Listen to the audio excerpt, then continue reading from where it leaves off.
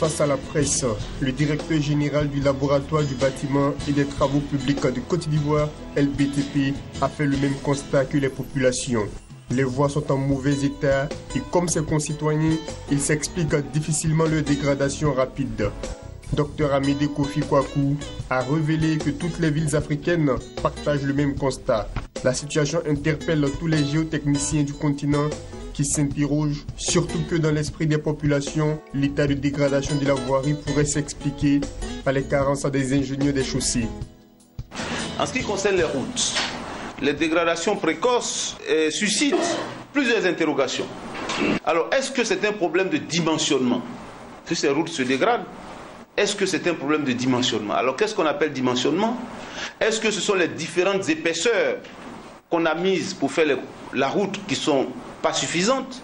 Ou bien est-ce que les matériaux qu'on a utilisés sont adaptés? Voilà la question qu'on se pose. Deuxième problème, est-ce que ces matériaux-là qu'on met en œuvre, est-ce qu'ils ont été bien mis en œuvre? Parce qu'il y a un problème de mise en œuvre.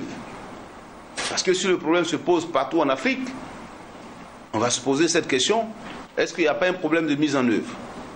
Est-ce que les entreprises qui réalisent les travaux ont-elles la compétence pour la réalisation de ces travaux? C'est une autre interrogation. Est-ce que le contrôle qu'on effectue sur ces chantiers dans ces différents pays, est-ce que ces contrôles-là sont adaptés? Est-ce que les matériaux même qu'on utilise pour faire ces routes, est-ce qu'on les connaît très bien? Est-ce qu'on les maîtrise? Est-ce que les règles d'exploitation des routes sont respectées? Alors j'explique. Lorsqu'on est en train de dimensionner une route, on va dimensionner une route pour que le poids sur chaque essieu soit de 13 tonnes. Mais est-ce qu'au moment de l'exploitation de ces routes-là, est-ce qu'on a les 13 tonnes à l'essieu? Est-ce que les logiciels que nous utilisons, parce que malheureusement, dans tous nos pays d'Afrique francophone, nous utilisons les mêmes logiciels qui n'ont pas été conçus chez nous ici, qui ont été conçus en Europe pour faire le dimensionnement de nos routes. Est-ce que les problèmes que nous avons, dans la mesure que je répète, ce n'est pas un phénomène ivoirien, est-ce que tous ces pays-là, ce n'est pas parce qu'on utilise des logiciels qui ne sont pas adaptés à notre environnement? Autre phénomène qui préoccupe les géotechniciens, les écoulements d'immeubles dans la ville. C'est pour trouver réponse à toutes ces interrogations que la ville de Yamoussoukro, capitale politique de la Côte d'Ivoire, va abriter du 30 juin au 3 juillet prochain la 7e édition des Journées africaines de la géotechnique.